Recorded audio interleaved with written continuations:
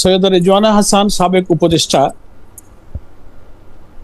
আমি খুব সম্মান রেখেই ওনার এই মন্তব্যের ব্যাপারে বলতে চাই যে তিনি কিন্তু তার নিজের কথাতেই খানিকটা সাক্ষী দিয়ে ফেলেছেন।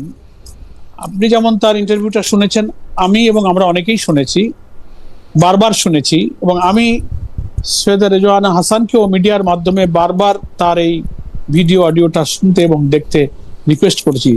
তার আগে পরের কথা আমি এতটা ডিটেলস সময় কম আনলাম না। তিনি এই যে কথাটা বলেছেন, সাংবাদিকের প্রশ্নের জবাব দিতে গিয়েছে যখন প্রশ্ন করলো যে তাদের একটা অংশ তো এখন বিরোধী দলে আছে, বিরোধী দল এই শব্দটা কিন্তু উনি ব্যবহার করেছেন। তো বিরোধী দল বলতে তো উনি পার্লামেন্টে অপোজিশনকে মিন করেছেন। তো ফলে উনাকেই ব্যাখ্যা দিতে হবে যে বিরোধী দল তো বাংলাদেশে এখন জামাত ইসলামী পার্লামেন্টে, এখানে তো কোনো উগ্রবাদী দল, কোনো চরমপন্থী দল নেই।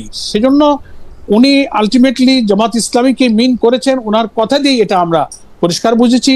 তাই আমরা আপত্তি করেছি যে আমরা তাদেরকে, উনি বলছেন যে বিরোধী দলে গেলেও আমরা তাদেরকে মেন স্ট্রিমে আসতে দেয়নি।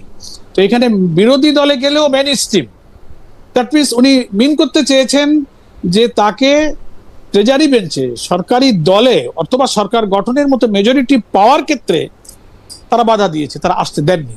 এটাই কিন্তু ওনার বক্তব্য থেকে পরিষ্কার হয়েছে। এটারই আমরা প্রতিবাদ করেছি। আমরা বলেছি যে তাহলে উনি তো ইলেকশন ইঞ্জিনিয়ারিং, এটা ওনার কথা থেকেই বোঝা যাচ্ছে that is one kind of election engineering, এবং ওনাকেই প্রমাণ করতে হবে যে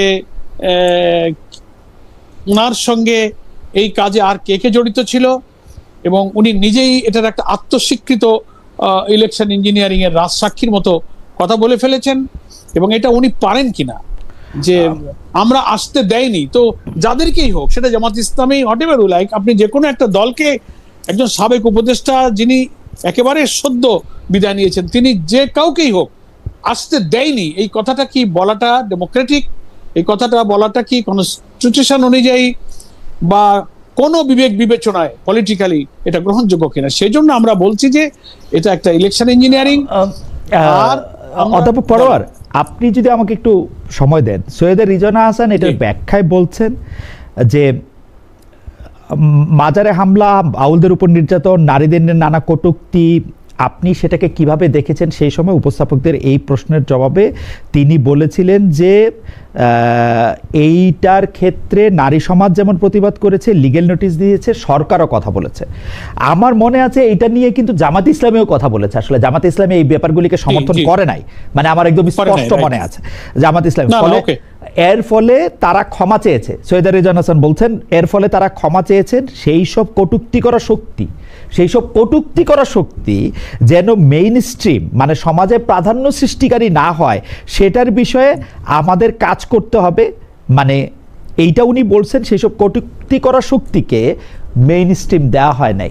এর মাঝখানে একটা প্রশ্ন ছিল, উপস্থাপক যে প্রশ্নটা করছেন যে এই নির্বাচনের কথা বলছে, যে বিরোধী দলের কথা বলছে, তখন উনি বলছে যে আমি কোনো দলের নাম উচ্চারণ করিনি, আর বিরোধী দল তো অবশ্যই মেইন স্ট্রিম।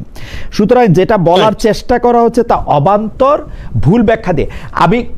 আমি একটু অধ্যাপক পড়ার আরেকটু বলি যে এই ইলেকশন ইঞ্জিনিয়ারিং এর ব্যাপারটা, সৈয়দ রেজওয়ানা হাসানের এই বক্তব্য, যেটাকে আপনি রাজসাক্ষীর কথা বলছেন, আমরা কিন্তু খেয়াল করতেছিলাম যে সৈয়দ রেজওয়ানা হাসান সহ আরও বেশ কিছু উপদেষ্টা যাতে লেভেল প্লেইং ফিল্ড হয়, অর্থাৎ বিএনপি যাতে একচেটিয়া প্রাধান্য না পায়, তার জন্য অনেকখানি চেষ্টা করেছেন। সেটা কি তার উপরে উল্টাটা চাপানো হইতেছে কিনা, সেটা হচ্ছে আমার প্রশ্ন। না, আপনি ওই প্রথম প্রশ্নটা একটু পরিষ্কার করে সামনে গেলে মনে হয় ভালো হয়। জি জি, এই যে সাংবাদিক যে প্রশ্নটা করলো যে তাদের একটা দলই তো, বা তাদের একটা অংশই তো বিরোধী দলে গেছে, এই যে বিরোধী দল বলতে উনি জামাতকে মিন করেছেন, এটা বুঝতে আর কষ্ট হয়নি, এবং আমরা তাদেরকে আসতে দেয়নি।